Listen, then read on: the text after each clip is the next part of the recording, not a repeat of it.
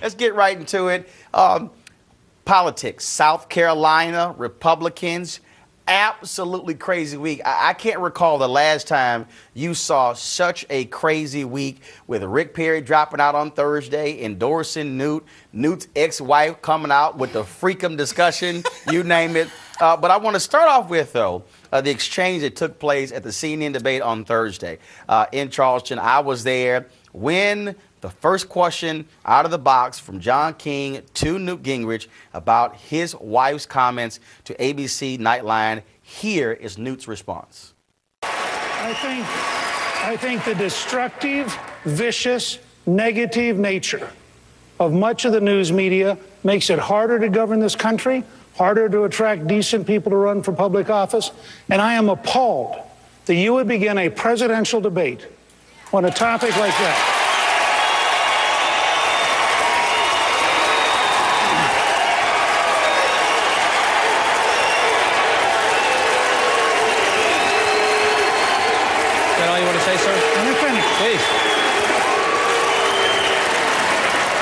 Every person in here knows personal pain.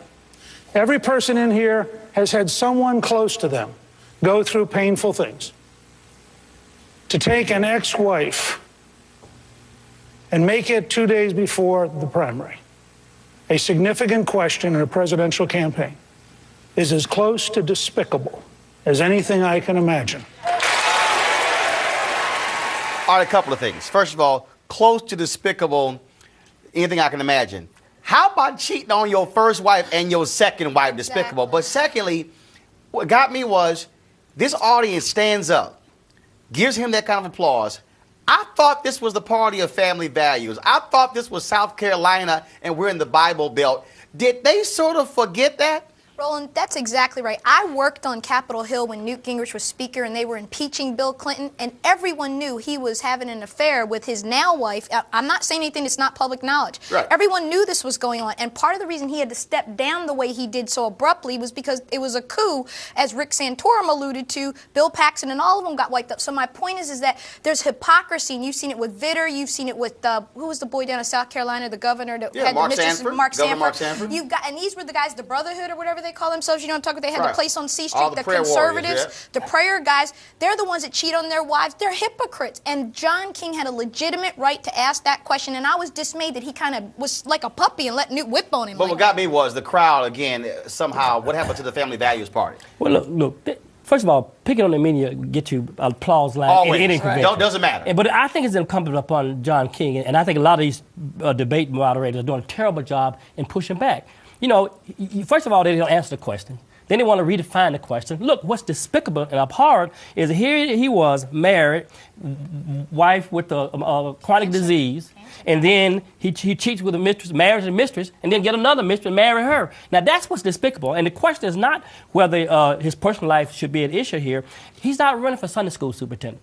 He's running for President of the United States, and that's when judgment counts. And I think the response was typical Newt, and I think CNN probably should have expected that sort of response. Of course. I mean, look, bottom line is everybody knows I call him Chucky. You know, with the character in the horror films. Because when he gets mad, he looks like Chucky. And so he has risen in the polls because he has attacked the media, right, and then always plays well. And I think it's not just that he attacked the media. I mean, he was really, really successful at redirecting conversation to be about the liberal media attacking Republicans. And when his base hears that, they're going to, of course, eat that right out. And, of course, Joe, if you don't cheat on your wife, there's no question. Well, I guess not. But understand what he did. This is a man who went to his first wife when she was dying of cancer, and said he wanted a divorce, and she's already under stress, as anyone knows. The second wife had MS and was told by the doctor she could not have stress in her life. And he, at the same time, he asked the second wife. Right. Now, the third wife better be careful that she doesn't get sick, because that's going to. And that's exactly. But it doesn't make any difference. That's exactly what happened. Look, we all know that he was prepped for that question. Of course. The world knew that that was going to be the first question out of the box. And that was a contrived answer. No question about it. Simple as that. And I'll tell you right now, okay, because first of all, you look at what's happening in the polls and everything. I don't care what anybody says, flat out, he is going to have a problem when it comes to women voters, because women are sitting there saying, and look, everybody gets Christianity and forgiveness, but there's a difference between saying, I can forgive you for what you did, but I cannot forget your character and your decision making in a so-called leadership position. Roland, what I don't really understand, I said it earlier this week. I mean, it's not like Newt Gingrich looks like George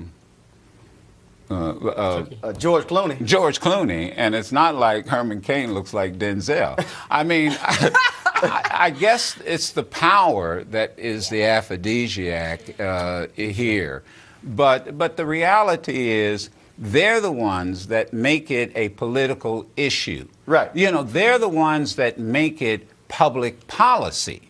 Now, once it's public policy, and it becomes a debate, it now becomes fair game. And that's my whole position. And that is, when you want to make it about family values and you want to make it about, I remember, Cynthia, when Gingrich was there, he called Clinton and Gore morally corrupt and immoral and all those different things. And I'm sitting there going, with that girl. while you are telling your wife, you know, I love you, while your mistress is in y'all apartment. I think we can talk about all the hypocrisy that there is in this situation, but I really just don't think it's going to really affect his campaign too much. I think to the extent that he's able to always spin this as an attack on conservatives, then that's going to be his line. Hold tight, one second. I got to go to a break right now. We come back, I want to pick up on that, but also get into the whole issue of code language. And of course, that came up when Juan Williams asked him a question in the Fox debate earlier this week. So folks, hold tight. Folks, we'll continue the conversation after the break.